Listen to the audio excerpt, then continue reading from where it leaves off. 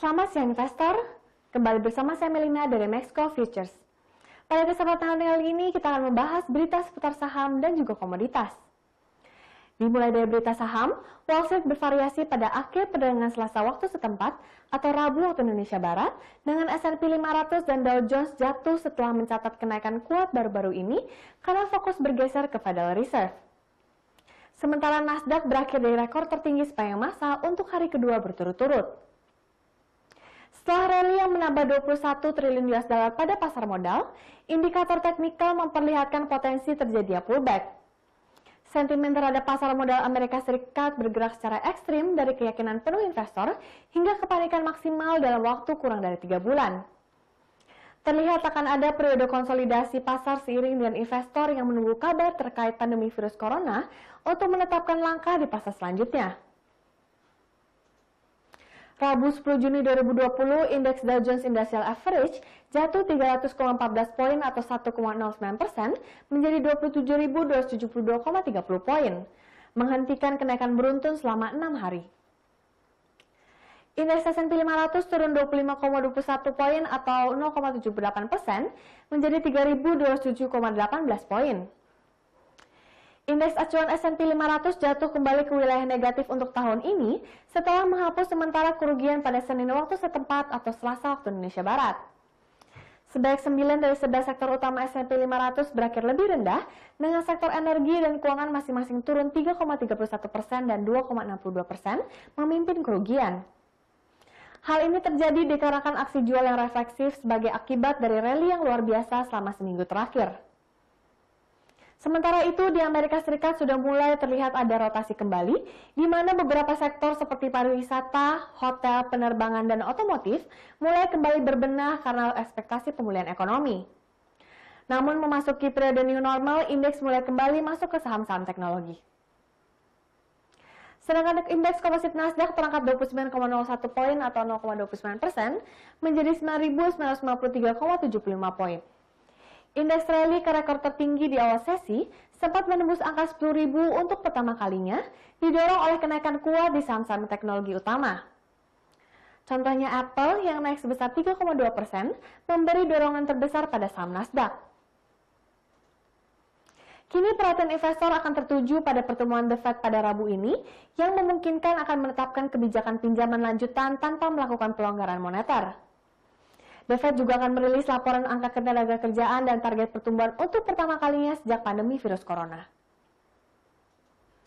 Beralih ke Bursa Asia Pasifik dibuka turun pada Rabu hari ini menjelang data inflasi China untuk bulan Mei.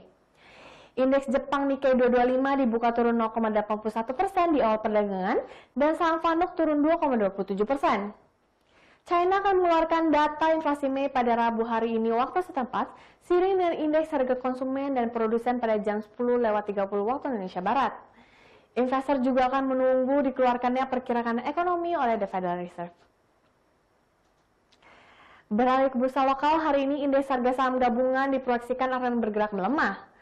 Sebelumnya, IHSG ditutup pada zona hijau dengan penurunan 0,7%. Analis mengatakan pelemahan IHSG terdorong oleh faktor taking profit yang terjadi di pasar, di mana indeks dunia mengalami recovery setelah periode COVID-19. Investor asing kembali mencatatkan aksi jual bersih sebanyak 232 miliar rupiah di pasar reguler hari ini.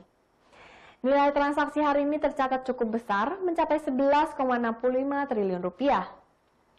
Meski data ekonomi domestik yakni cadangan devisa bulan Mei 2020 sebesar 130,5 miliar US dollar masih dilihat bagus oleh investor, saat ini pasar dinilai masih sangat rapuh. Padahal nilai cadangan devisa ini dapat menjaga konsistensi penguatan positif yang terjadi di pasar. Analis memperkirakan pola pergerakan IHSG hari ini akan berada pada rentang 4.821 hingga 5.123. Pergerakan tersebut dipengaruhi oleh konsolidasi wajar usai mengalami penguatan dalam beberapa waktu terakhir. Peluang tekanan terlihat masih cukup besar hingga beberapa waktu mendatang. Namun, momentum koreksi wajar masih dapat dimanfaatkan oleh investor untuk melakukan akumulasi pembelian dengan target jangka pendek. Meskipun IHSG dibayangi berbagai tekanan, beberapa saham yang direkomendasikan untuk dibeli antara lain PT Astra Agro Lestari, PT Unilever Indonesia, dan PT Indofood. Beralih ke berita komoditas, rilis data perminyakan Amerika Serikat oleh Asosiasi Industri Pembuat Harga Minyak Mentah mengalami koreksi pada pagi hari ini. Namun harga minyak mentah terutama untuk acuan internasional Brent masih di atas $40 per barrel. Hari ini harga minyak mentah untuk kontrak yang ramai diperdagangkan terkoreksi 1% lebih. Pada pukul 8:50 waktu Indonesia Barat, minyak Brent berjangka di bandol $40,68 per barrel atau melemah 1,09%. Pada saat yang sama, harga minyak mentah berjangka acuan Amerika Serikat yakni West Texas Intermediate turun lebih dalam dengan koreksi sebesar 1,39%. Harga minyak WTI kini berada di $38,4 barrel. Keputusan Arab Saudi, Rusia, dan koleganya yang tergabung dalam OPEC Plus untuk memperpanjang periode pemangkasan produksi sebesar 9,7 juta barel per hari memang mampu menopang harga ke level psikologis $40 per barel.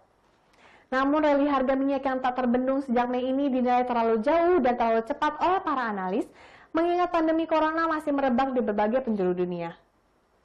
Walaupun relaksasi lockdown sudah diterapkan di berbagai negara, permintaan terhadap bahan bakar masih rendah. Sekian berita seputar saham dan komoditas untuk hari ini. Saya Melina pamit undur diri, terima kasih dan sampai jumpa lagi.